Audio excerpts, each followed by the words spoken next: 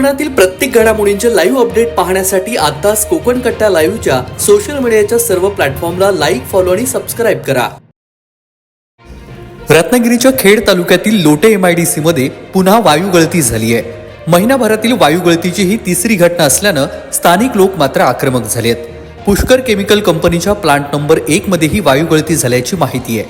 शासनाचे अधिकारी या कंपनीवरती का कारवाई करत नाही अशी चर्चा सध्या संपूर्ण लोटे परिसरामध्ये सुरू आहे. सध्या या कंपनीमध्ये अग्निशमन दलाच्या मदतीनं वायू गळती आटोक्यात आणण्याचे प्रयत्न सुरू आहेत. आम्ही याबाबत मनसे नेते वैभव खेडेकर यांच्याजवळ संवाद साधलाय.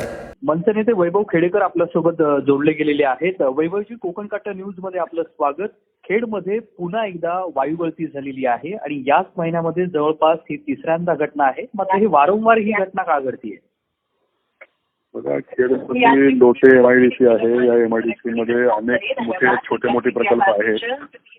या प्रकल्पावरती कोणाचा अंकुश नाही. कोणीही कशा पद्धतीचं प्रोडक्शन करतात, हवेचं प्रदूषण करतात, गॅसेस सोडतात, पाणी सोडतात, मोठे मोठे ऍक्सिडेंट होतात, तरी देखील या प्रकल्पाकडे कोणाचं लक्ष नाही. ना MPCB, ना पर्यावरण मिनिस्टर, ना कुठले अधिकारी या सगळ्या गोष्टीकडे लक्ष देतात. खरं तर सातत्याने माझ्यासारखे कार्यकर्ते किंवा तिथली जनता आवाज उठवत आहे, परंतु म्हणावा तसा प्रतिसाद किंवा म्हणावं तसं लक्ष हे लोक देत नाहीत. त्यामुळे जनता संतप्त आहे. त्याचा स्फोट कधी होऊ शकतो. अगदी वैभवजी, भोपाळ वायू दुर्घटना झालेली आपण पाहिलेली आहे. तशाच पद्धतीच्या घटना या खेडमध्ये घडत आहेत. आम्ही यावेळी देखील बातमी दिलेली होती की खेडमध्ये भोपाळ वायू दुर्घटना घडवायची का MIDC लोटेला.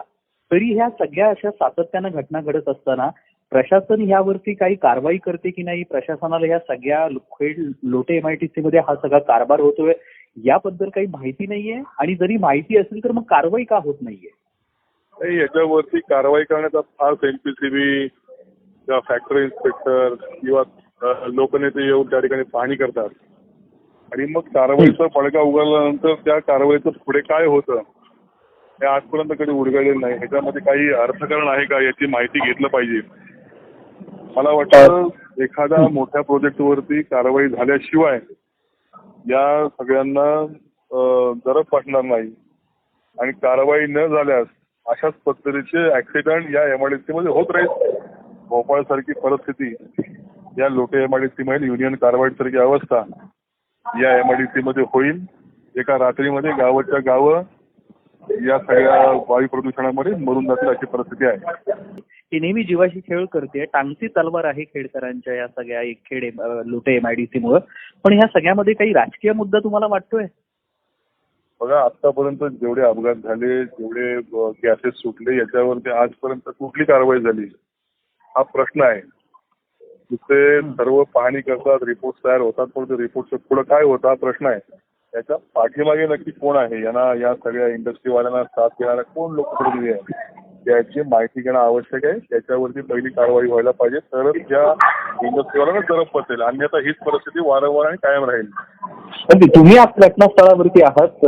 तुम्हाला आतापर्यंतची काय माहिती मिळालेली आहे? आता तुमच्यापर्यंत काय माहिती आलेली आहे आताच्या वायू पुष्कर पेट्रोकेमिकल मधून वायू गळती झाल्याचा मेसेज माझ्या मोबाईलवरती आहे. मी देखील पत्रकारांच्या संपर्कात आहे, तिथल्या स्थानिक लोकांच्या संपर्कात आहे. परवाच एक्सर इंडस्ट्रीमध्ये सुटला, त्याच्या आधी दोनदा ह्या पुष्कर केमिकल मधून सुटला, खान इंडस्ट्री मधून सुटला, परंतु याच्यावरती कारवाई होत नाही. लोक संतप्त आहेत, गेटवरती जातात, अधिकारी थातुरमातुर उत्तर देतात आणि पुन्हा जैसे ती परिस्थिती होते. हे धैर्य किंवा हे धाडस यात सोडण्याचं किंवा निघण्याचं होतं कसं हा माझा प्रश्न आहे. आता बघू याच्यावरती काय कारवाई होते, अन्यथा महाराष्ट्र नवनिर्माण सेना मोठा लढा उभारेल. मागच्या वेळी अगदी काही दिवसापूर्वीच कंपनीमध्ये वायू गळती झाली. पुन्हा एकदा आता पुष्कर प्लांट नंबर 1 मध्ये ही वायू गळती झालेली आहे. या क्षणाला काही कोणाला दुखापत झाली आहे, कोणाला यामुळे कोण जखमी झालाय किंवा मग कोणाला श्वासनाचा त्रास वगैरे झालेला आहे, याबद्दल तुमच्यापर्यंत काय माहिती आहे का? याच्या संदर्भात संबंधित महसूल विभाग, तहसीलदार किंवा पोलीस प्रशासन माहिती देऊ शकेल. आतापर्यंत खरी माहिती ह्या दोन्ही यंत्रणांकडून मिळालेली नाही आहे, परंतु स्थानिक कार्यकर्ते त्या ठिकाणी स्पॉटवरती आहेत, त्यांच्याकडनं संपूर्ण माहिती घेऊन मी आपल्याशी पुन्हा बोलतो. अगदी धन्यवाद वैभवजी, आपण कोकण घटना न्यूज जवळ संपर्क साधला त्याबद्दल. धन्यवाद.